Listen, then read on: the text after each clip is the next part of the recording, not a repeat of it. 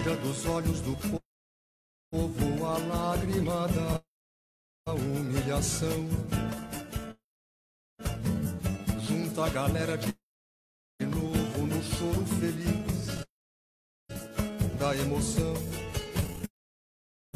Liga, sacode a poeira, levanta a bandeira, tribo soberana, mais que brasileira, és corintiana. Tu és a mais bonita das nações. É gol, explodem corações. Lá na camisa 12 luz, valentes gaviões. É gol, vingança do povão. Meu São Jorge guerreiro derrotou mais um dragão. Tira dos olhos do povo a lágrima da humilhação. Junta a galera de novo no choro feliz da emoção. Boa noite a todas, boa noite a todos que acompanham a gente aqui no Conversa de Compas, no nosso programa semanal, sempre procurando trazer perspectivas novas, trabalhos novos, coisas que a gente já conhece, mas que a gente precisa aprofundar o tema, a discutir, a falar sobre determinadas situações da nossa vida cotidiana. E hoje a gente vai falar sobre negacionismo. A gente está trazendo aqui a nossa querida amiga Rita Almeida, que é psicóloga clínica, psicanalista em formação, mestre e doutora em educação e pós-doc, pesquisando negacionismo e ascensão da extrema-direita. É isso, Rita? Boa noite. Falei certo? Boa noite, David. Falou certo, falou certo. Certíssimo. Boa noite para todo mundo que está ouvindo a gente. Agradeço você o convite. E democracia corintiana é muito, muito maneiro. Boa. Muito se tem falado, muito tem se discutido nos últimos dias, nos últimos tempos, a questão do negacionismo. É um fenômeno recente? Ele é fruto das redes sociais? Ou ele se tornou mais forte agora e sempre existiu? Então, para falar de negacionismo, eu vou falar primeiro da negação, né? Acho que é importante retomar esse conceito, que é a partir do qual até eu faço o meu trabalho de pesquisa. A negação, eu sou, né, como foi dito, eu sou psicóloga, psicanalista, né? Então, a negação, ela é um recurso, né? Ela é um conceito, né, psicanalítico, um conceito que Freud, né, pensou e postulou, que tem a ver com um recurso para a gente lidar com a angústia, né? Então, é um recurso objetivo que é comum a todos nós. Então, em alguma medida, todos nós usamos algum tipo de negação para poder lidar no momento de angústia, uma situação de angústia. Então, uma situação de ameaça, uma situação de angústia, uma situação onde a gente se sente vulnerável, né? É comum que a gente use o recurso do negacionismo, que é um pouco assim, não quero ver a coisa toda como ela é, né? Eu quero, vamos dizer, botar um véu nisso aí, né? Vamos ver essa coisa, mas não vou ver tudo, né? Então, isso é natural e isso é comum. Por exemplo, uma situação de perda, de luto, né? De morte, né? Pode ser que a gente negue aquela morte, né? É muito comum isso acontecer, né? É muito comum a gente lidar com isso. Então, às vezes, leva um tempo para a gente cair a ficha, vamos dizer assim, para a pessoa elaborar, digerir aquela morte, aquela situação, Então, isso é uma coisa muito peculiar. Então, isso tem a ver com nós humanos, né? Nós, enquanto recurso, né, subjetivo, nós negamos, né, diante de uma situação de ameaça. E isso não é um problema, né? Apesar disso poder, né, vamos dizer, numa gradação, numa situação extrema, tá dando uma interferência no meu som, eu não estou conseguindo. Talvez porque o áudio. Isso, aí melhorou. Nossa, estava muito barulho, não estava conseguindo. Então, talvez, numa gradação, né, exagerada, né, a negação ela pode levar o sujeito a uma situação de alienação, né, uma situação de recusa do mundo, né? Quer dizer, um luto que eu nunca elaboro e que eu sempre vou precisar fingir que aquela pessoa, por exemplo, que eu não perdi aquela pessoa, ou que aquela separação não aconteceu, por exemplo. Então, isso traz problemas e é exatamente isso que a pessoa, às vezes, vai procurar um tratamento, né? Porque ela precisa ali elaborar aquela situação para ver a situação de uma forma mais condizente com a realidade. Agora, então, mas isso em si não é um problema, né? Ou pelo menos não é um problema político, é um problema singular, é um problema do sujeito com a sua vida, com as suas, né? No máximo vai ter uma interferência ali, né? Nas relações mais próximas. Agora, o que seria o negacionismo? Né? O negacionismo é quando isso, né, que poderia ser um recurso singular de cada um, né, no momento ali de angústia, sofrimento, desamparo, ele é instrumentalizado, né, e hoje em dia, né, capitalizado para exercício de poder e exercício de manipulação de massas, exercício de obtenção de retorno financeiro, né? Então, quando se instrumentaliza essa negação, né, e transforma isso numa arma política, transforma isso num instrumento de fazer política, de manipular pessoas, aí a gente tem o negacionismo, né? Então, vamos dizer assim que quando eu era, acho que eu sou uma mulher de 54 anos, então, por exemplo, na minha infância não existia SUS, não existia vacinação, quer dizer, era uma coisa ainda muito longe, a gente não tinha recurso, né, de acesso à saúde como a gente tem hoje, né? Então, assim, aqui, né, na minha casa, na minha mãe, né, quando eu era criança, nessa época, quando tinha surto de meningite, né, a minha avó fazia para nós um patuazinho de cânfora. E qual que era o objetivo daquele patuazinho de cânfora?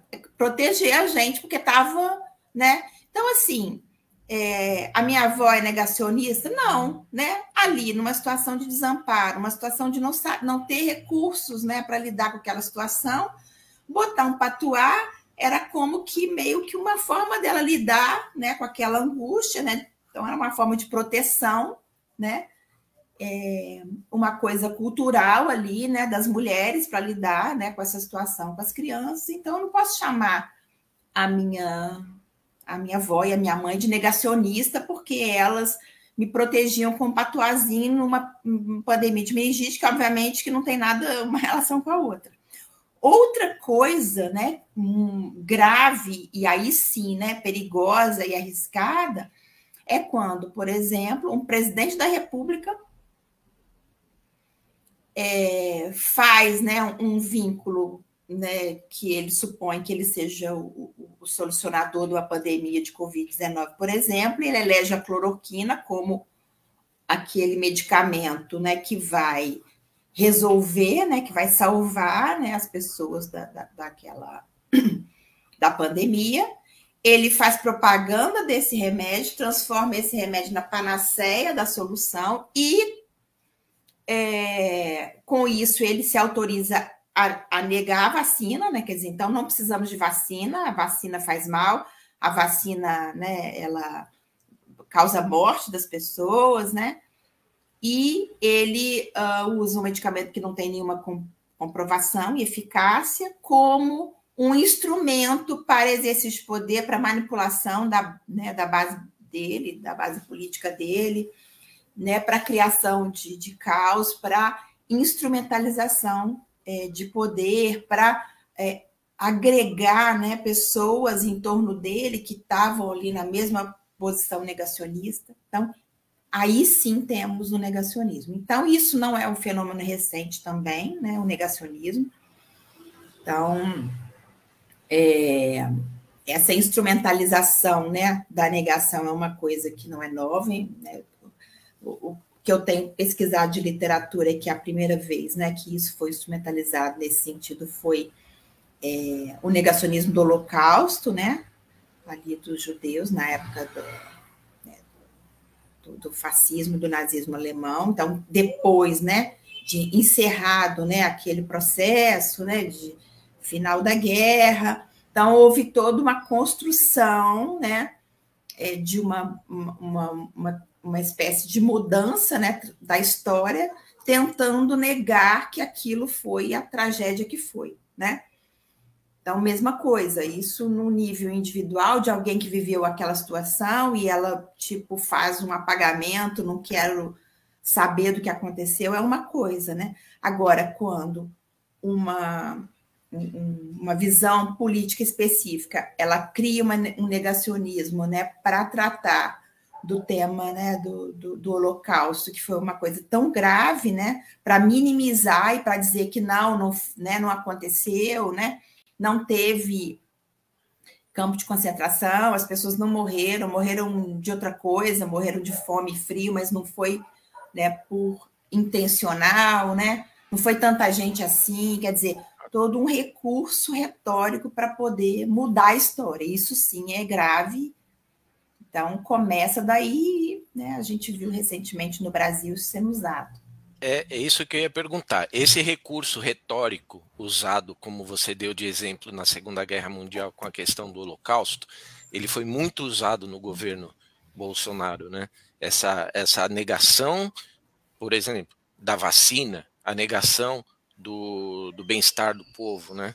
Isso foi muito usado por eles, por toda a equipe, o gabinete do ódio que a gente acompanhou e viu, né? Isso, aí já é o negacionismo, não é a negação, né? Porque isso, exatamente essa diferença. A negação é esse recurso que cada um de nós pode usar em determinado momento da vida, né? Isso não é um grande problema.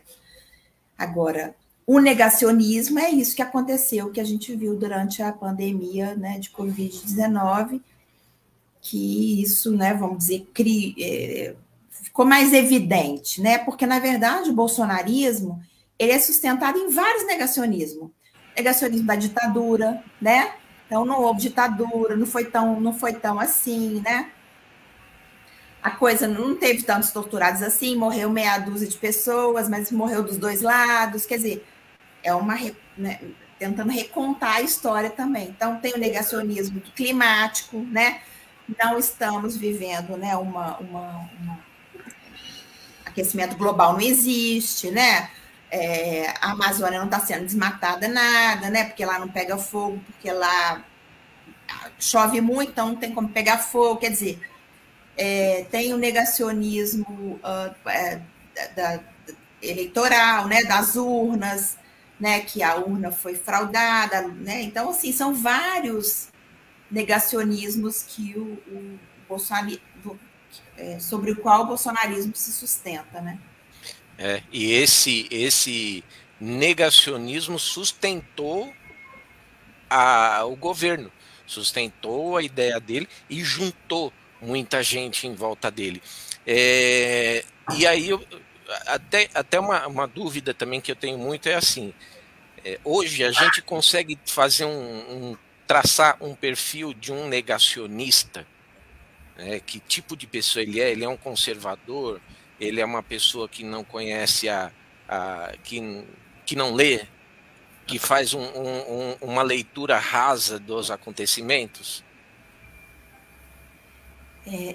Eu pedi o Carlos, por favor, para fechar o áudio, porque dá muita interferência, não sei porquê. Só o dele que dá interferência no meu. Aí eu não consigo.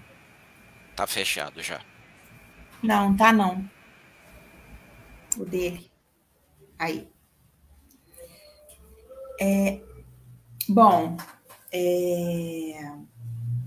Esqueci sua pergunta. O perfil do negacionista, ele é um conservador, é um cara que de leitura rasa da situação do mundo? Então, a perversão da coisa, né, da instrumentalização da negação, do negacionismo, né, ela é perversa por quê? Porque, na verdade, ela captura todo tipo de pessoa. Então, a gente não pode dizer que tem um perfil, né? Agora, obviamente, né, que pessoas mais vulnerabilizadas, né, vamos dizer assim, né, em todos os sentidos que a gente pode dizer, e eu não estou falando de vulnerabilidade econômica, eu estou falando de vulnerabilidade subjetiva, né? Então, esse que é o grande problema do negacionismo, é porque ele cria, vamos dizer, uma estrutura, né? Uma estrutura de propaganda, né? O negacionismo precisa de propaganda, ele não sobrevive sem muita propaganda, e por isso que a rede social cai como uma luva, né? Para auxiliar as redes WhatsApp, de Telegram, né? O Facebook, tudo isso que a gente está vendo aí agora, que é muito bem utilizado por essas pessoas, né? Então, assim, o que a gente poderia resumir? Que o negacionismo é um pouco de gente canalha enganando um monte de gente disposta a ser enganada.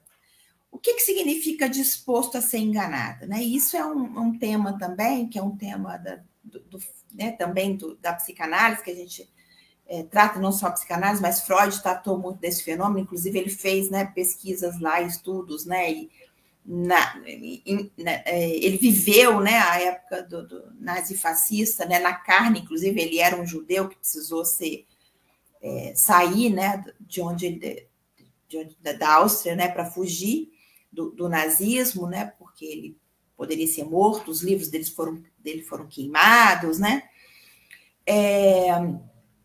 Então, assim, o que significa desejar ser enganado, né? Esse é um mecanismo, né, também psicológico, né, de defesa também, né, de solução para as nossas questões, porque diante de uma situação de vulnerabilidade também, de caos, de crise, de abandono, né, quando alguém me diz o que tem que fazer e essa pessoa propõe uma salvação para mim, né, eu, de alguma forma, entrego àquela pessoa, né, uma solução, né, como se aquilo fosse uma solução. Então, isso também não é novo, né? Então, assim, ao longo da história, né, a humanidade ela foi sujeito, né, a várias situações onde líderes, né, de várias perspectivas políticas, né, se colocaram como né, essa autoridade, né, esse autoritário salvador, né, e solucionador dos problemas, né, e aonde a massa entrega, né, nas mãos daquele sujeito, né, a solução para os problemas dela. Por isso, assim, né, que quando eu falei, né, democracia corintiana é um negócio muito maneiro, eu estou dizendo porque tem a ver com o que a gente está falando, né? A democracia é esse exercício de entender que nós somos responsáveis por nosso espaço político, nós precisamos construir isso, não tem ninguém que vai salvar a gente, né? Então, nós, sim, elegemos os nossos candidatos, nós trabalhamos, né, para os bons líderes, para que eles conduzam bem as políticas, mas a democracia é um exercício diário, cotidiano, exaustivo, né, cansativo, dá trabalho, né? Então, assim, se deixar enganar por um líder que vai me salvar e vai resolver tudo para mim, é muito mais fácil, vamos dizer, em termos subjetivos, né? Entregar minha vida ao pastor da igreja, que ele vai dizer para mim como eu devo fazer, em quem que eu devo votar, que roupa eu devo vestir, qual a moral que eu preciso adotar, né? É muito mais fácil, né? Do que eu ter que fazer o exercício de descobrir, né, como que isso é feito, né, de criar, né, de pensar uma ética própria que tem a ver com os meus desejos, né, com as minhas particularidades. Então, assim, por isso que é muito perverso, né? quando alguém instrumentaliza isso, né? Porque é isso. Eu diria que é como eu falei, né? É um grupo de canalhas, porque esses canalhas, eles sabem que cloroquina faz mal e que todo mundo deveria vacinar. Eles sabem, eles não estão enganados. Mas eles, para ter, né, uma massa, né, vamos dizer, em torno dele, né, para ter apoio político, para ter retorno financeiro, porque poderio político e econômico no capitalismo andam juntos, né? O que ele faz? Né? Ele finge que nega, né? Porque, na verdade, ele não está negando nada, ele sabe muito bem, ele está vendo muito bem. Né? Na psicanálise, a gente chama o perverso, que o recurso dele é assim, eu sei, mas mesmo assim, né? Então, esse é o perverso. Quer dizer, eu sei que eu tô fazendo é mal, mas mesmo assim eu vou fazer porque eu tenho ganhos. Então, é um tanto de gente assim, né? Enganando, né, um monte de gente disposta e topando ser enganada de alguma maneira, né? E aí, nesse grupo, né, maior, que está, de alguma forma, está disposto a ser enganado, tem todo tipo de gente, né? Tem todo tipo de perfil, vamos dizer, tem todo tipo de classe social, tem médico formado, com doutorado, né? E tem pessoas da classe trabalhadoras, tem negros, tem branco, tem mulher, tem gay, né? Quer dizer, tem travesti, tem todo tipo, não tem um perfil, né? Nem de idade, apesar de, né, ter algumas coisas, por exemplo, o homem branco médio tem mais tendência à adesão, né, ao bolsonarismo. Poderia traçar aí algumas coisas que o pessoal do Sul, né, tem mais adesão, né, que na verdade isso só diz uma coisa, né, que o bolsonarismo ele é um movimento nazifascista, né, que a ideia é a questão da branquitude, né, do homem branco tomar o poder de novo. Então, isso que indica. Mas, assim, em termos de perfil, né, para aderir a isso, não isso. E por isso é tão perverso, né? Porque todo mundo pode ser capturado por isso, né? Qualquer pessoa, qualquer tipo de pessoa pode ser capturada por esse tipo de discurso. Sim, é isso que eu ia falar, né? É o que você acabou de falar sobre qualquer um pode ser capturado por esse discurso. A gente conhece pessoas de todos os níveis mesmo, né? Eu acho que aí é uma opinião de quem não conhece a fundo o negacionismo, mas a pessoa buscou muito um bem-estar, talvez, um aconchego para que ela pudesse falar, aqui eu posso falar, aqui eu posso me expressar e eu me sinto bem nesse canto com esse grupo de pessoas, né? Por isso que eu disse que vamos dizer, a vulnerabilidade, né, de laço social e subjetivo, né, ajuda, né, vamos dizer, a pessoa estar mais disposta, né, porque a adotar, né, medida negacionista, porque pode ser que ela, por exemplo, individualmente, ela sempre vacinou os filhos, ela sempre usou vacina, ela nunca teve medo de vacina, né, ela sempre participou das campanhas, tá. Mas aí o que acontece? No grupo da igreja dela, onde ela tem um vínculo, e são as pessoas com as quais ela confia, né? São as pessoas que fazem parte do cotidiano dela, né? São as pessoas que ela sabe que no momento de dificuldade são as pessoas que vão acolher ela. Quer dizer, numa situação dessa, onde todo o grupo, né? E aí, de novo, né, entra a psicanálise. Por isso que a psicanálise está sendo tão interessante, assim, né? Tão importante na minha pesquisa, né?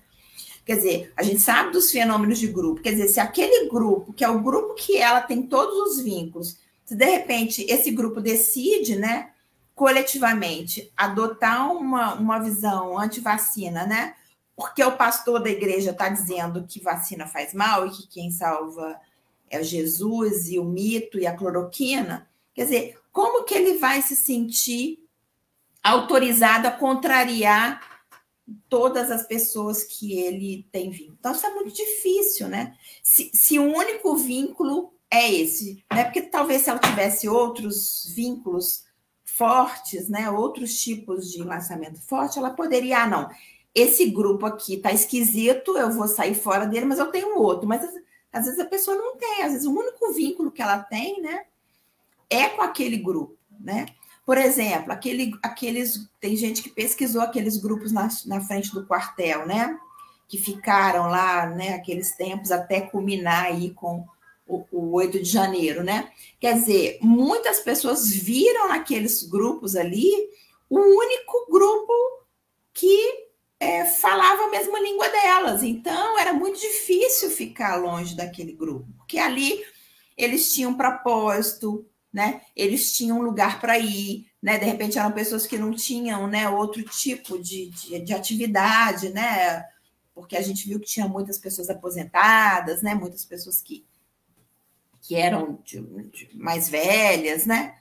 E aí, quer dizer, a pessoa não estava, né, com atividade nenhuma, não estava fazendo nada, não tinha nada que motivava mais a vida dela. A vida dela era um tédio, um marasmo. De repente, ali, né, um grupo de pessoas com um ideal comum, né? Ali com gana de fazer alguma coisa, né? Com uma estratégia diária, com coletivos, né? Porque teve até Tinha até esposa de general ali, né?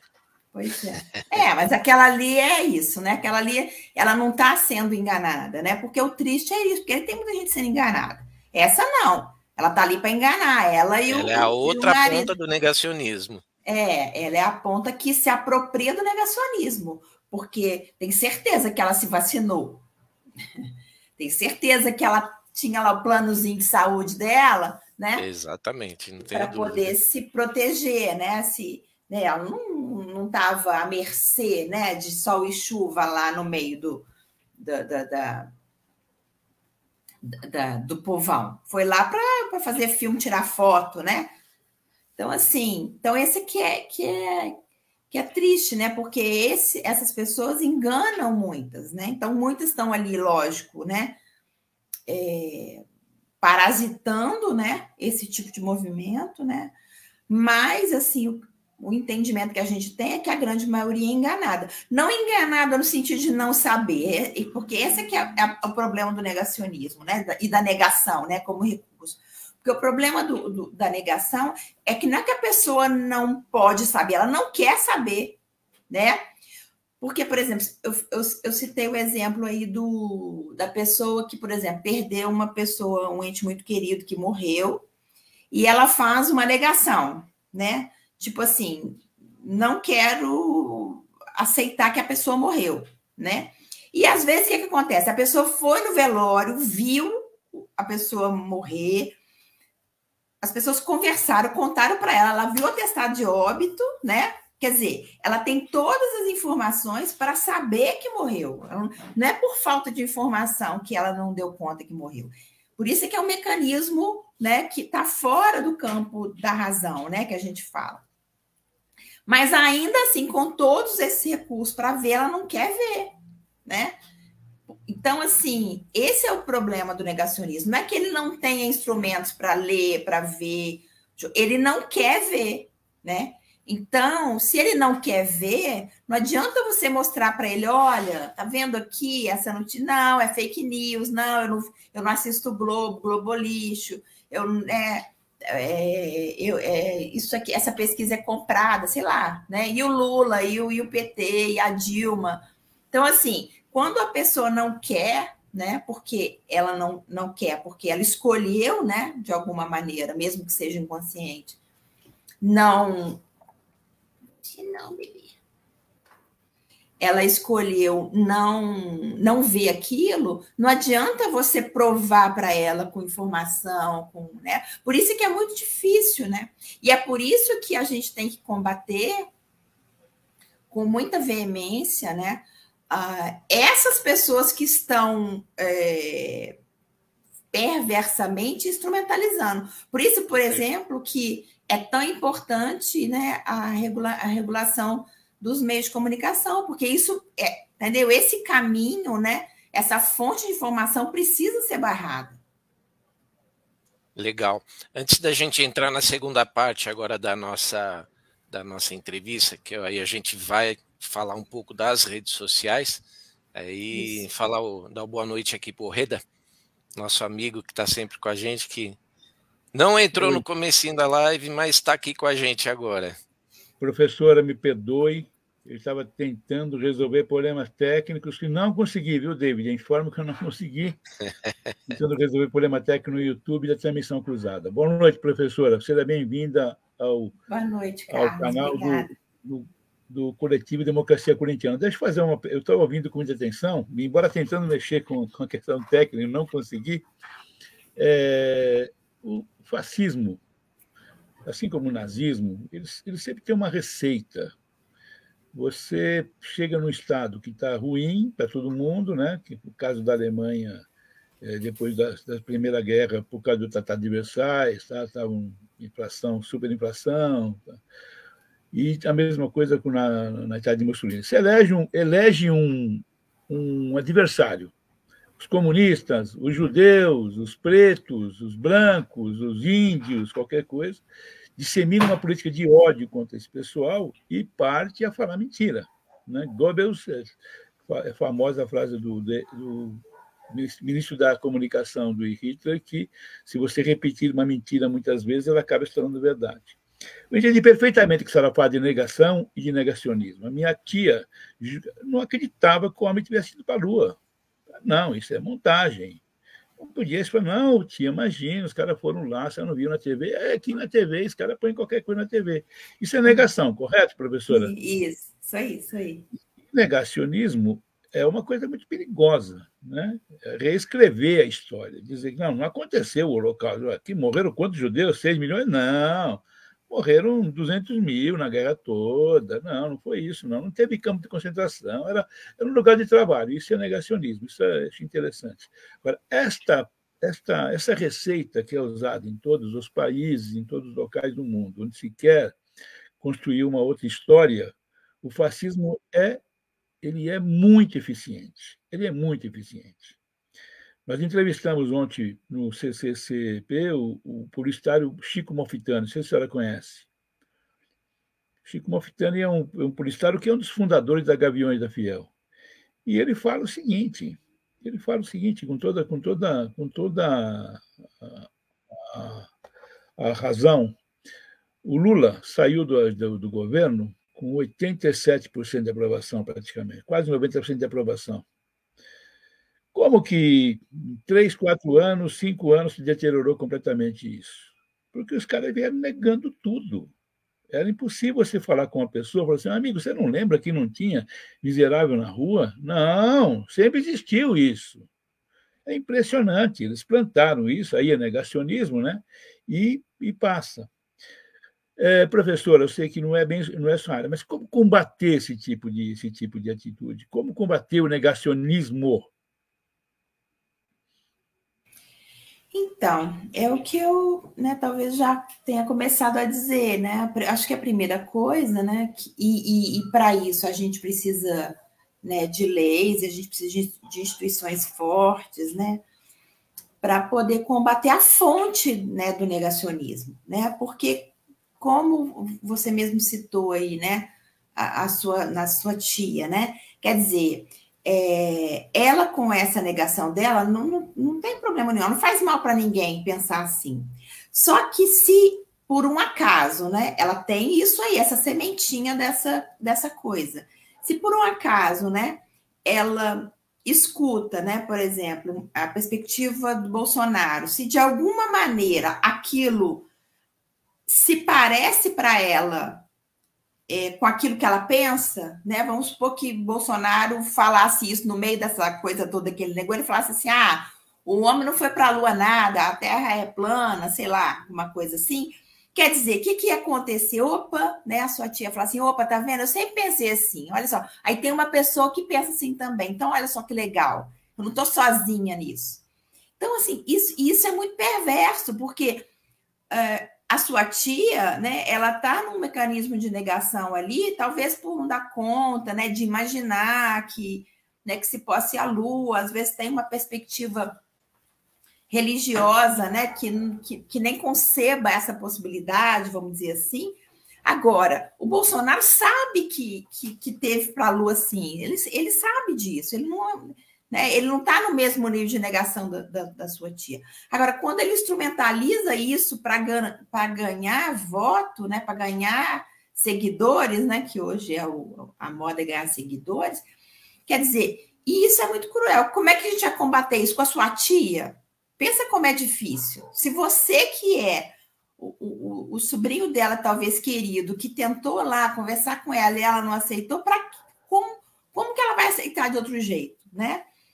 Então, assim, na verdade, é preciso se criar mecanismos, né? E as democracias, né? Esse é um desafio para as democracias, né? Porque você disse muito bem, o fascismo e o nazismo, ele nasce dentro das democracias, ele não nasce fora, não, né? Ele vai corroendo por dentro, ele né, entra, né? E hoje mais ainda, né? Hoje a estratégia é mais sutil ainda, não preciso derrubar a democracia, só preciso deteriorar, desgastar, que foi o que o Bolsonaro fez por 4 anos, né? Quer dizer, ele tinha todo um discurso, uma retórica de que era democrata, em defesa da liberdade, né, nacionalista, do Brasil, parará, mas no fundo, né, na estrutura, ele destruía tudo que ele pôde, né? Tudo que ele pôde destruir, ele destruiu, né? Ele degradou, ele desconstruiu, desmontou, né? Então, assim, uma primeira medida, uma importante medida, né, é que as instituições e as leis, elas combatam, né, esse tipo de propaganda dentro na sua estrutura, né? Então, por exemplo, regulação das redes é importantíssimo, né? Não dá, eu estou aqui no Telegram, né? Porque uma das fontes, né, da pesquisa que eu estou fazendo é frequentar, né, as redes, né? Então, por exemplo, o capítulo que eu estou escrevendo agora, né, da pesquisa, que na verdade vai ser um livro, é sobre o negacionismo da vacina, né? Então, eu frequento um grupo que chama Médicos pela Vida, né? Que é um grupo de médicos negacionistas de vacina. E dentro dele tem links para grupos que te dão passaporte vacinal sem vacinar, entendeu? Vendem o passaporte vacinal, né? Você compra o passaporte vacinal para você, como o Bolsonaro fez. Quer dizer, são médicos, né? São médicos, é um grupo de médicos, né? Estruturando esse tipo de coisa. Quer dizer, isso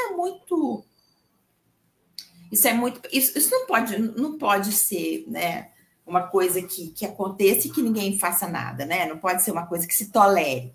Então, não é só perverso, né? Não é só uma coisa perversa, é uma coisa absurda mesmo, né? Absurda, fora perversa. de contexto. Porque o que acontece? Essas pessoas estão ganhando dinheiro, né? Porque para participar para ganhar esse passaporte vacinal, para conseguir, pagam, né? Pagam cursos, né? Aí eles né, tem alguns médicos lá que viram aí celebridades do Instagram e vendem cursos, né? Cursos de ozonioterapia, essas coisas, né? Malucas aí que vieram na onda, né? Da cloroquina, né? Esse Médicos pela Vida tem um site na internet que eu tenho acompanhado esses dias. Até hoje, eles publicam texto autorizando ivermectina e falando, continuam insistindo que ivermectina e cloroquina sim combatem Covid. Um monte de pesquisa falando de gente que morreu porque tomou vacina, coisas sem pé, sem cabeça, entendeu? Então, assim, isso não pode ser tolerado. E isso é possível regular, né? Você não pode montar um site, né, na internet, divulgar mentira e ficar por isso mesmo, né? Quer dizer, porque assim, eu poderia processar o médico, mas é preciso ser possível processar a plataforma que está, né? Que é o que a regulação, né, possibilita. Responsabilizar a plataforma que está compartilhando aquilo e monetizando, né? Por exemplo, cheio de vídeo no YouTube anti-vacina, né? E com essas coisas bizarras aí. E o que acontece? O YouTube monetiza isso, ele ganha. E por que para o YouTube ele não está nem aí? Porque ele tem lá 300 mil pessoas assistindo aquilo, monetizando para ele, vendendo propaganda, ele recebendo propaganda de cloroquina e de vermectina, que obviamente que aí os fabricantes de vermectina e cloroquina têm interesse, né, de que isso continue, então eles fomentam pesquisa, evento, fomentam esses tipos de vídeo, né, de live, né, eles bancam esses médicos, né. Então, assim, um caminho é esse, e as instituições têm que se posicionar, têm que combater, né, tem que... porque, assim, porque a dificuldade é essa, né, como é que você vai combater quem está sendo vítima do negacionismo? É muito difícil, né? Que seria aí a tia aí do Carlos que ele contou. Quer dizer, é muito difícil você combater pela via, né, de quem é a vítima. Então, é preciso, pelo menos, lógico que não vamos resolver, né? Isso é uma coisa, né, que a gente sabe que isso está por aí em algum momento, né? Sempre teve, né? Esses grupos de teoria da conspiração, né? Grupo que... Terraplanista, tem, né? Sempre tem alguma coisa assim. Só que instrumentalizar isso para a política não pode ser tolerado, né? E isso é possível, né? Imagino que é possível. O problema é que a gente foi pego de calça curta, né? Aqui em Minas a gente fala, foi pego de calça curta, a gente não sabia muito bem. Veio as redes sociais, né? Explorando isso, e tá todo mundo, né? Todas as democracias do mundo estão aí às voltas com o que fazer, né? Com isso na rede social e nas plataformas. Então, a senhora é favorável ao PL, que tem tramitação no Congresso, de regulação das plataformas, não é? O que o Google fez, um dia lá, publicando um comercial contra a regulação, foi uma coisa, inclusive, fora da lei. Ué, o Telegram, né? Postou, né? O Telegram fez isso também. Fez, então, o Google, você abriu o Google, tinha lá o recado que era contra... Então, nós temos mesmo que dar força para os nossos deputados, os deputados progressistas, para que seja aprovada essa PL. Ainda que ela tenha suas limitações, que ela tenha suas dificuldades. Claro. Toda lei que é nova é assim, a gente vai, né, remendando ela depois. Mas precisa, é o início. Todas as democracias, né, será o início. Fazendo isso no mundo. Isso que a doutora está nos contando dos médicos é assustador, né? Que são pessoas que têm curso superior, quer dizer, não são pessoas ignorantes, igual a minha tia, né? Que era era semi-analfabeta. É o cara que estudou, que foi num banco de faculdade, que teve os colegas, ele é capaz de dizer... Eu tenho, infelizmente, na família, um médico desse tipo.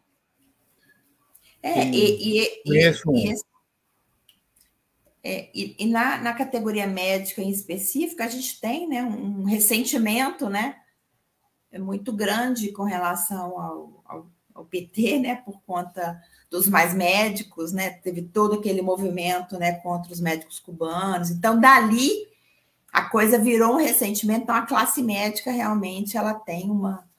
E aí é isso, né, topa tudo, né, contra o PT, né? Qualquer coisa, ainda que seja alguma coisa absurda contra a própria medicina, né? Então, vamos lá. Agora eu acho que é a hora da gente mergulhar na Deep Web. O Telegram é mais ou menos a nossa Deep Web do que a gente tem, né? Num trecho do seu texto, de um dos seus textos da sua página, Não Sou Eu Quem Me Navega é o Mar, lá do Facebook, que eu acompanho sempre. Tem lá, o Telegram, já que o Telegram não tem inventado fascismo, mas a maneira como ele se comporta na presença da extrema-direita, corrobora e sustenta um discurso extremamente deletério para sociedades e democracias. O Telegram, ele é aquele buraco em que tudo se pode, tudo que se faz. Ele até fez a sua propaganda como fez o Google. O Telegram, ele, apesar de ter sido proibido em alguns lugares do mundo, ele continua fazendo o seu papel, que eu acredito seja pior até do que o do Google, do YouTube. Porque dentro do Telegram tem gente que, como você falou, vende curso, coloca suas informações da maneira como quer. Eu acompanhei um pouco desse Médicos pela Vida, não pelo Telegram, mas pelo podcast do Ciência Suja. Ah, isso mesmo, é isso mesmo. Eles fizeram um podcast.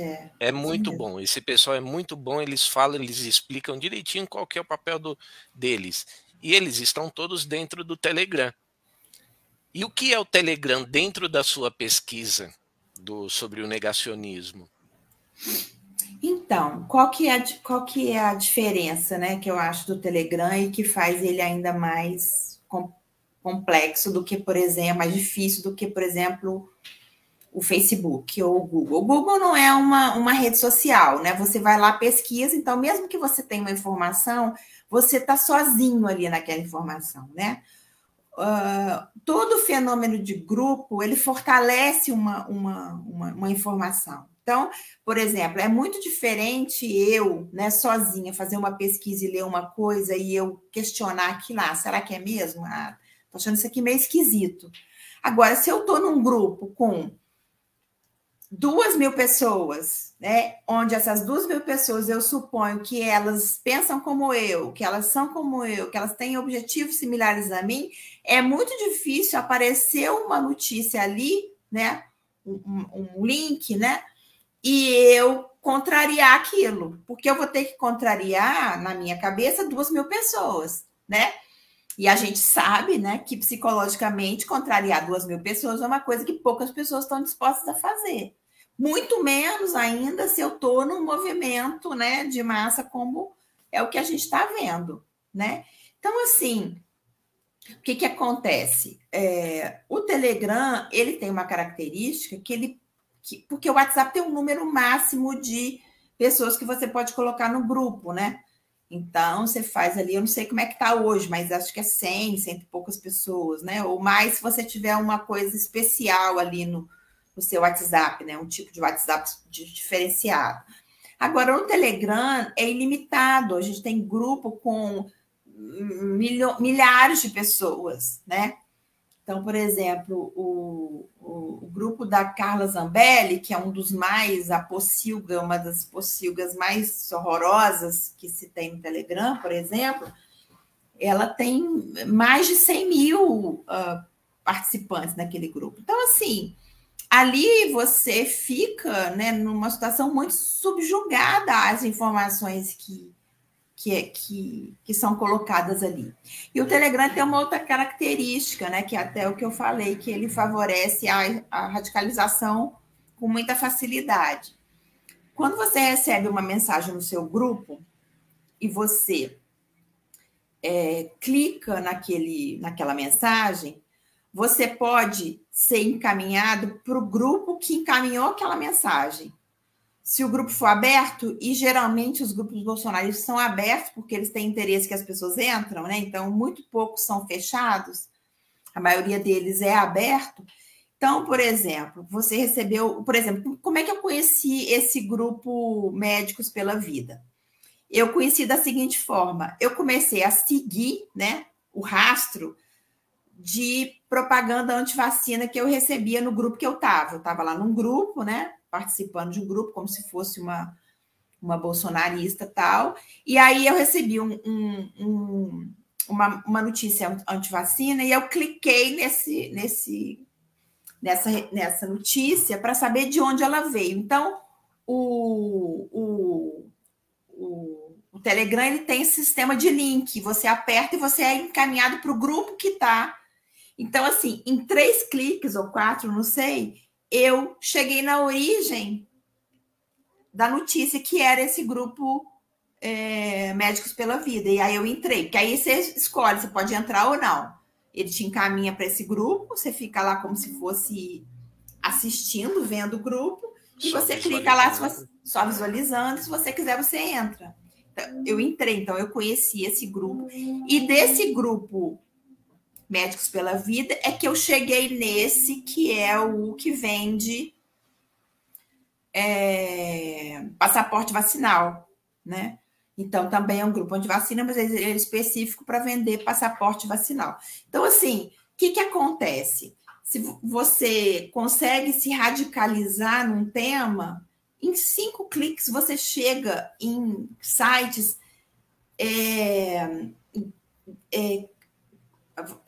declaradamente nazista. Eu não estou falando nazista assim que parece nazista, estou falando nazista mesmo, de compartilhar figurinhas, sabe essas figurinhas que a gente tem?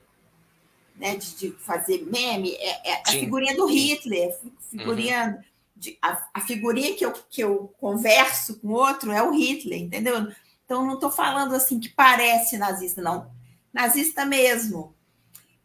Eu fui seguir quando o Lula foi eleito, não sei se vocês acompanharam isso, quer dizer, foi negacionismo, né, do Lula ter sido eleito, quer dizer, eles não deram conta que o Lula foi eleito, então eles começaram a criar uma mentira, uma fake news, que na verdade tem a ver com negacionismo, né, que eu não quero ver que aconteceu, de que na verdade não era o Lula, que o Lula tinha morrido, não sei se vocês lembram disso, que o Lula tinha morrido e que tinha uma pessoa vestida de Lula, né, travestida lá com uma máscara, não sei o quê, e que estava ocupando um lugar do Lula, mas que não era o Lula que tinha, né? Quer dizer, olha o extremo que a pessoa chega para não admitir que o Lula foi eleito. Ele, né, era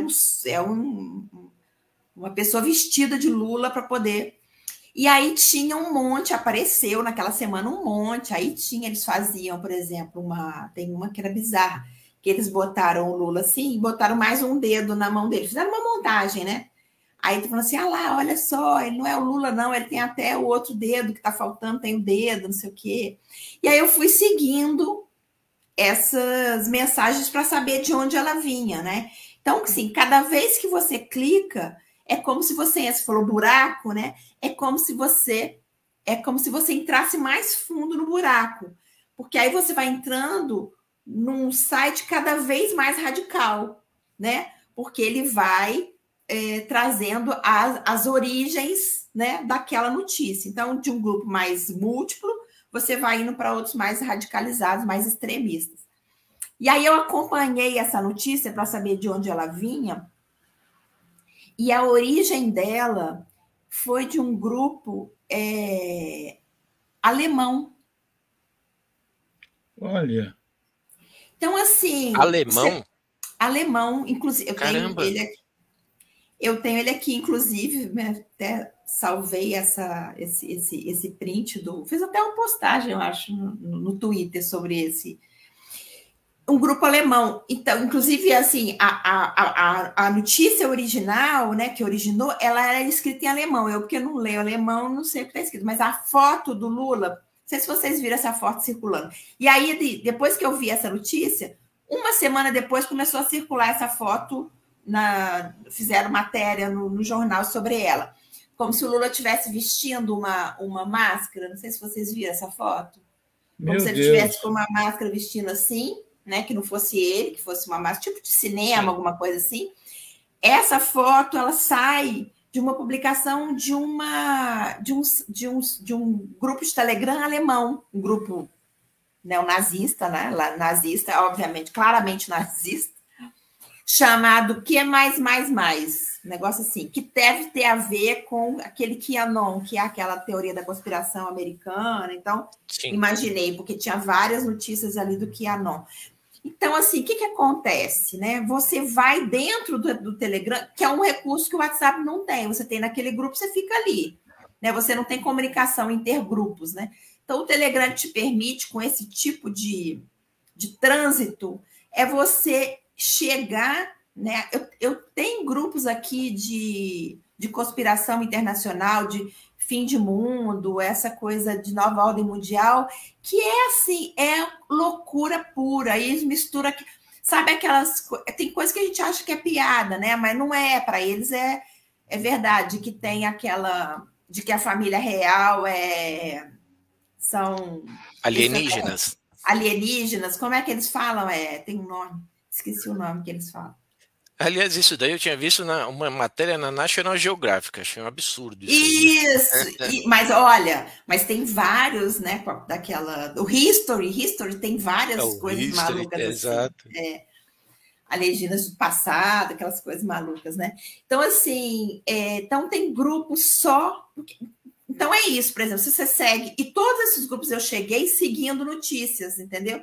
Então, por exemplo, se eu recebo lá no grupo uma notícia sobre isso, o homem não foi na Lua, se eu for seguindo aquilo, eu vou chegar num grupo que o tema é só o homem não foi na Lua.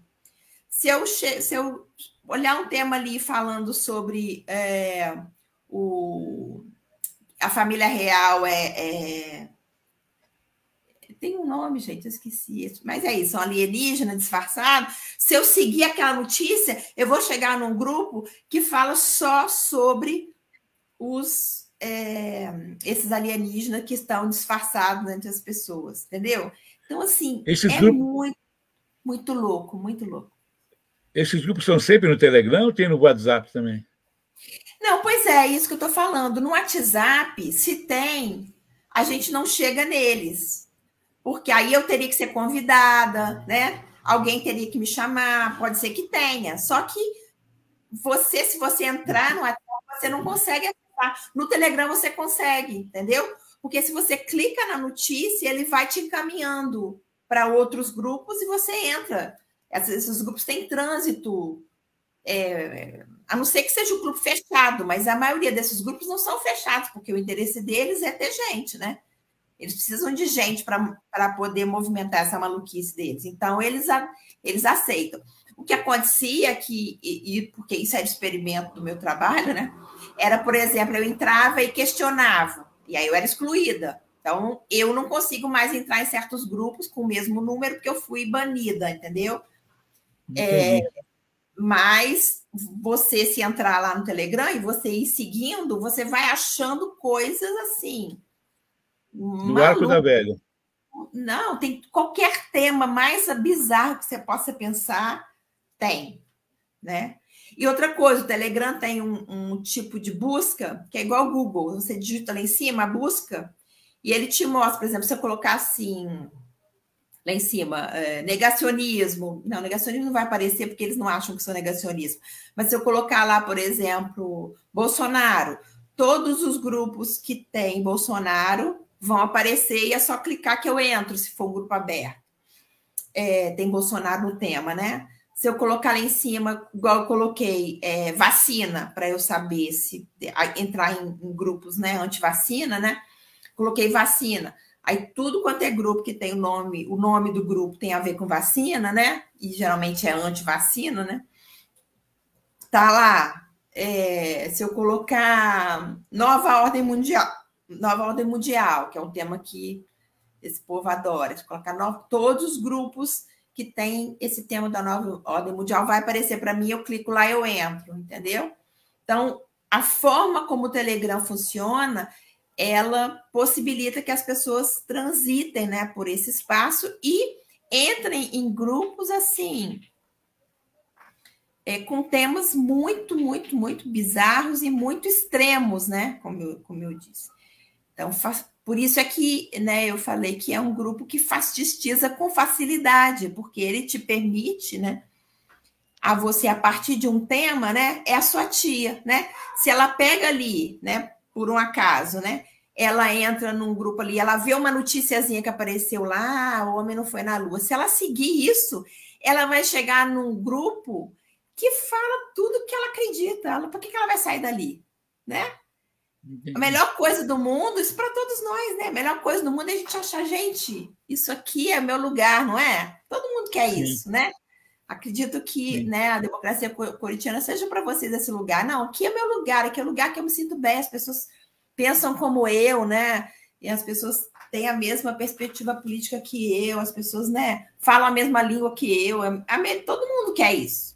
Só que, né, temos para isso também essas coisas horríveis, horrendas e Entendo. Que é isso que a gente vê. Professora, como eu cheguei depois, às vezes eu pergunto coisa que você já respondeu, você me perdoe, viu? Tudo bem. Não sei se o David explicou como é que o coletivo surgiu. Você tem uma ideia, porque isso que você fala da questão de pertencimento, né? Pode falar, manda bala. Pode falar, eu até conheço um pouo da história de Sócrates, mas pode falar. Na década de 80, 82, 83, um grupo de jogadores esclarecidos, Sócrates, Casagrande, Vladimir, Zenon, criaram um movimento dentro do Corinthians com o agravante.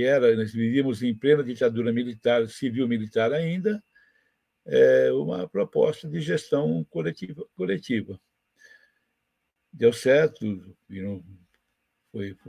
teve resultado esportivo, muito embora não era essa a preocupação deles, né? Mas teve resultado esportivo. O Corinthians foi bicampeão paulista, com muita facilidade naquela época.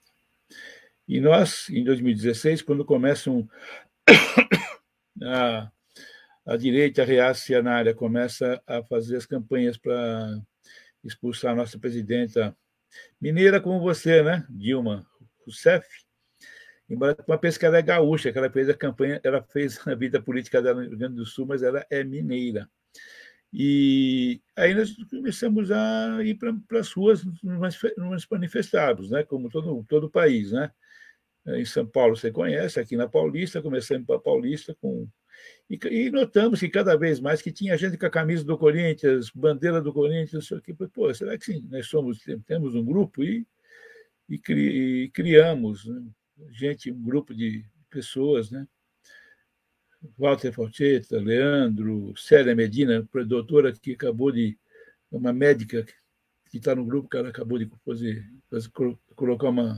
fazer um comentário, e nos identificamos com aquilo, e criamos o coletivo, e hoje ele tem 26 mil curtidas na nossa página, a gente publica qualquer coisa depois de segundos, tem 800 visualizações, tá? A gente fica muito feliz com isso. Então, não sei se o David tinha contado, porque eu estava tentando, depois eu conto para o David, que eu estava tentando resolver, e resolvi metade, David, e YouTube não consegui.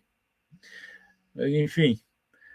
então, eu não consegui, não estamos transmitindo pelo YouTube, mas ela irá para o YouTube em seguida. Quando acabar a nossa entrevista, eu já coloco no YouTube e depois eu passo o link para a senhora, doutora. Precisa divulgar, usar como a senhora achar melhor. David, por favor. Eu quero agora só fazer apontar uma coisa aqui. A sua dissertação de mestrado e a sua tese de doutorado são na área de educação, correto? Frei Beto tem um texto na página Diálogos do Sul, onde ele diz que o governo Lula tem que retomar o trabalho com as bases.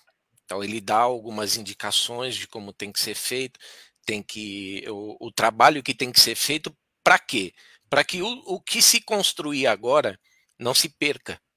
A gente tenha o povo do nosso lado, que é uma coisa que a gente não conseguiu construir muito quando o Lula foi governador, saiu do governo com mais de 80% de aprovação, e ter aquela base trabalhando. É a educação do povo. A rádio, nós temos rádio.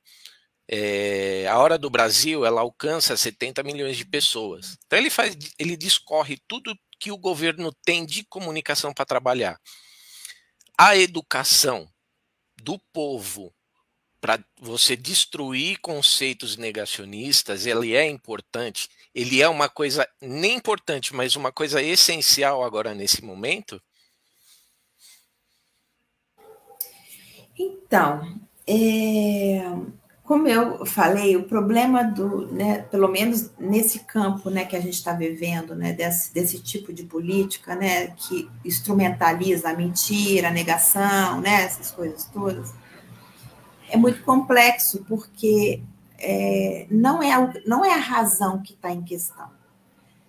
Então, por exemplo, a gente não pode dizer, porque no Brasil, né, tudo vira um problema de educação, mas a gente não pode dizer, por exemplo, que a Alemanha sofria de falta de educação quando sustentou o Hitler, né? Não era essa a questão, né? Então, assim, a dificuldade, e isso torna a coisa mais difícil, né? Porque esse tipo de movimento, né, que a gente chama aí de fascista, nazista, ele não ocorre pela via do campo da razão, né? Tanto é que não ocorre, né, que a gente está tendo provas disso, né, como pessoas supostamente esclarecidas, inteligentes, estudadas, né, com mestrado, doutorado, pessoas que não teriam, por exemplo, né, eu entrevistei pessoas, um negro, né, defendendo o Bolsonaro, a gente fez entrevista com vários, né, ele tem toda, né, ele tem todos os movimentos, os motivos, né, de argumento para não eleger o Bolsonaro. E o pior, ele entende, né, que de alguma maneira ele está fora do campo do que o Bolsonaro defende, mas, né, por algum recurso psíquico ali que tem a ver com a questão dos afetos e não da razão, ele aderiu a esse movimento. Então, mais uma vez, daí a perversão desse tipo de situação. Obviamente que a gente pode pensar que uma pessoa com maiores recursos, né, como eu disse, né, maior amplitude, né, subjetiva, educacional, de laço afetivo, né, financeiro, econômico, é possível que isso minimize, mas não é isso, né? Não é isso. A maior prova disso é a comunidade médica, né? Grande parte da comunidade médica é bolsonarista. A gente não pode dizer que essas pessoas sofreram de falta de educação, né? Ou pelo menos podemos pensar assim, que educação elas tiveram? Também podemos ir por aí, né? É isso que Paulo Freire falava, né? Tiveram educação libertadora ou uma educação que oprime, né, o outro? Também podemos questionar, tudo bem. Mas, assim, o que é importante que a gente entenda, né? E a gente está tendo prova disso, né? Todo mundo teve, né, um parente, até às vezes um parente próximo mesmo, a mãe, um pai, né, um irmão, e que a gente tentava confrontar essa pessoa com os fatos, com a realidade, e a pessoa não enxerga, ela não vê, porque ela não quer ver. Não é por ignorância, porque ela não sabe, porque ela não teve acesso. Não é disso que se trata, né? Ou se tem isso, é muito pouco, né? Não faria esse estrago todo, vamos dizer assim. Então, obviamente, que temos que investir em educação, porque temos que investir em educação. A democracia precisa de educação, né? E uma sociedade que se diz progressista, que se diz humana, né, que se diz minimamente isso, né, uma proposta, né, democrática, precisa de educação. Agora, o que a gente está vivendo, né, pensar que a gente vai resolver pela via educação é muito pouco. Não é isso, né? Não é essa o problema. Essas pessoas não estão vamos dizer, embarcadas nisso por falta de educação. Agora, eu acho que isso que você falou das bases, e aí sim, talvez uma educação política, né? Talvez isso sim, né? Porque se você tem um povo onde ele se sente escutado no campo da política, ele não precisa ir para o pastor, imaginar que o pastor vai, né, resolver os problemas dele. Então, obviamente que temos aí talvez uma questão, né, que a gente chamaria de educação política, né? Sim. Que é educação, mas também uma possibilidade de exercer essa política, né? De se sentir participante realmente, né?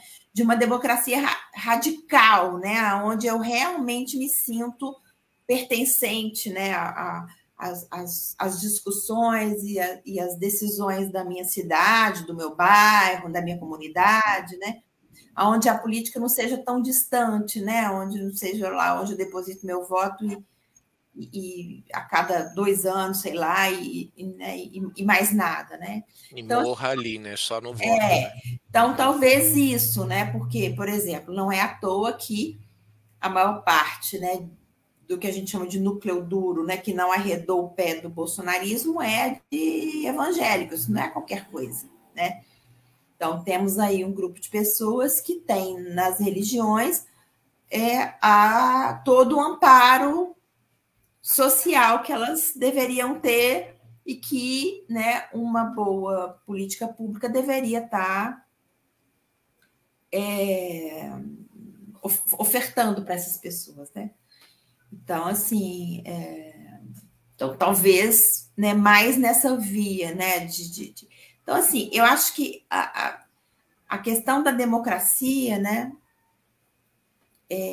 precisa ser pensada de forma radical, né? Por isso que, né, democracia corintiana é tão maneiro, porque é isso, a gente precisa radicalizar a democracia em todos os lugares que a gente também tem um coletivo, né? O David faz parte também, né, do nosso coletivo Redemoinho, que é o coletivo meio que começou, né, de uma angústia, né, com a eleição do Bolsonaro, e a gente começou a pensar começou com um grupo de estudo e foi culminando, né? E a gente tem hoje um coletivo, a gente chama de coletivo de escuta, né? Que a gente está escutando essas pessoas. Então, não adianta simplesmente achar que essas pessoas vão sumir do nada. Elas estão aí, elas votaram no Bolsonaro e continuam apoiando o Bolsonaro. O que a gente vai fazer com elas? A gente precisa escutar, a gente precisa entender que perspectivas que ela tem, por que elas fazem isso, o que motiva essas pessoas a fazerem isso. Quer dizer, há de se ter um trabalho, né, junto, né, com essas pessoas e que tem a ver com isso, que é um exercício de democracia que dá trabalho para caramba, né? Não tenha dúvida, dá muito trabalho, por isso que ele tem que ser constante. Você falou daqui da gente, do coletivo Democracia Corintiana, e nós temos uma proximidade muito grande com o pessoal do São Paulo, que é o Bloco Tricolor Antifa, o Por Comunas, que é o pessoal do Palmeiras. Então, é esse trabalho, é o maneiro, né? A gente poder, com as torcidas, fazer esse trabalho.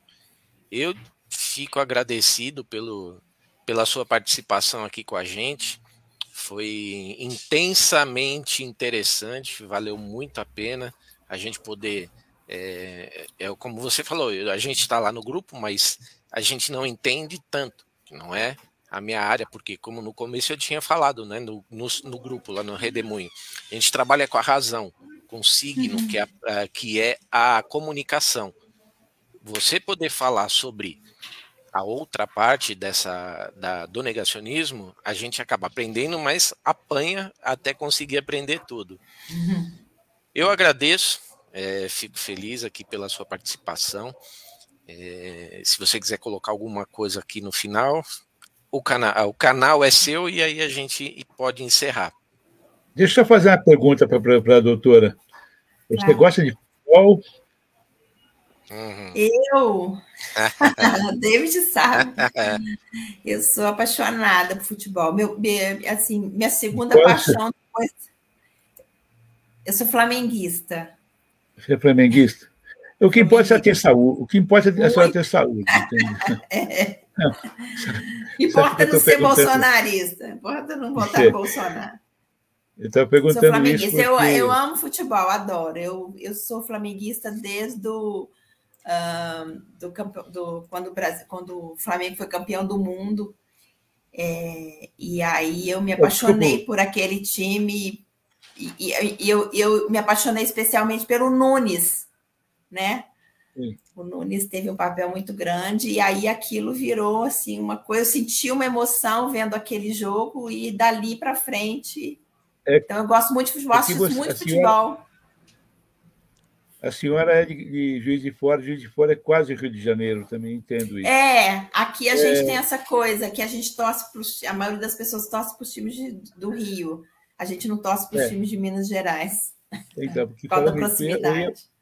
Minha pergunta tinha esse sentido, porque quando houve o bloqueio das estradas, logo depois da eleição do Lula, a Gaviões da Fiel e como chama do Atlético, David? Galoucura. O Galoucura. A Galoucura não demoraram 10 minutos para tirar os fascistas da estrada, entendeu? Coisa que a Polícia Federal, evidentemente, sabemos agora, estava de comum acordo, não conseguia fazer. Passou a Gaviões, desobstruiu a Dutra daqui até o Rio, que eles iam jogar contra o Flamengo, exatamente contra o Flamengo, a torcida ia para lá, e a Galoucura também fez a mesma coisa nas estradas que ligam São Paulo a Belo Horizonte. Então, a senhora vê a importância que Sócrates falava isso, né? De você conseguir fazer, com a força do futebol, você trazer gente para a consciência, né? Sempre que tem alguma manifestação aqui em São Paulo, e nós vamos com nossas bandeiras, a nossa bandeira ela parece a bandeira do Corinthians. Ele é um distintivo do Corinthians estilizado. E as pessoas confundem com a bandeira do Corinthians. Então, milhões, mas milhões mesmo, milhões é exagero, mas centenas de pessoas pedem para tirar fotos com a gente. Deixa eu tirar uma foto. Chegam perto, aí vê que não é o Corinthians, mas fica assim mesmo. E outras pessoas se identificam de fato com o coletivo, sabe? Que são corintianos progressistas, corintianos de esquerda, né? Outros grupos que retransmitem. Nós estamos sendo transmitidos também pela página do Comitê de Coletivos pela Democracia Lula e Luta, que era, no tempo que o Lula estava preso, era Lula Livre, e agora chama Lula e Luta. Então, essas pessoas sabem que existem pessoas que torcem para o Corinthians e que são progressistas, e, infelizmente, nós somos minoria no país, como somos minoria em vários locais. Doutora, desculpe ter chegado atrasado, desculpe ter ficado meio distraído no começo, porque eu estava tentando resolver um problema técnico que eu não consegui, David, quero conversar com você depois. Muito obrigado em nome do Coletivo Democracia Corintiana, a sua participação aqui, e a gente sente que poderia durar mais 2 horas essa conversa com você, que a senhora, além de ser inteligente e culta, é muito simpática. Obrigada, Carlos. Eu que agradeço o convite, fiquei super confortável aqui com vocês, foi muito bom, fiquei muito à vontade, e é bom, né, quando a gente consegue, né, ficar à vontade, a gente consegue transmitir melhor, apesar da correria para chegar aqui, mas foi ótimo. Dia de greve, né? Pois é, peguei um dia de greve, então andei 45 minutos, quase 50, andando rápido para poder chegar aqui, porque não tinha ônibus, Uber, não tinha nada. Aqui é só ônibus, ou não tem metrô, não tem essas coisas, que é uma cidade um pouco menor. Posso falar uma coisa, então? Diga. Posso falar uma coisa? Para compensar esse tempo todo que você levou correndo para chegar para poder participar da nossa live, eu vou te dar de presente uma camisa do Coletivo Democracia Corintiana. Eu quero mesmo, adorei. Amei. É meu presente. Eu morro de inveja, né? Porque eu queria muito que a gente tem lá o antifa do Flamengo, mas eu morro de inveja do Corinthians, assim, né? Dos movimentos que o Corinthians faz em relação à política. A gente é um pouco mais... E fiquei morrendo de inveja também da loucura quando eles fizeram aquela desobstrução lá. Da estrada. Abriram a estrada. Muito bom, muito bom. Muito obrigado. Eu que agradeço, gente. Um abraço para vocês. Até a próxima. Com certeza terá a próxima. Obrigado, Rita. Rita, eu fico por aqui. Você quer que eu finalize com o vídeo? Professora, pode finalizar. Prazer conhecer você. Até a próxima. Tchau, gente. Até.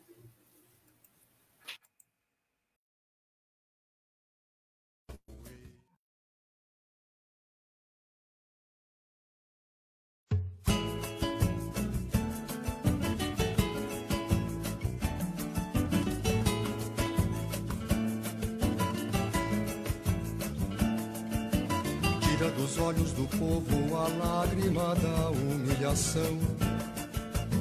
Junta a galera de novo no choro feliz da emoção. Liga, sacode a poeira, levanta a bandeira, tribo soberana. Mais que brasileira, és corintiana. Tu és a mais bonita das nações. É gol, explodem corações. Lá na camisa 12 luz, valentes gaviões. É gol, vingança do povão. Meu São Jorge guerreiro derrotou mais um dragão. Tira dos olhos do povo a lágrima da humilhação. Junta a galera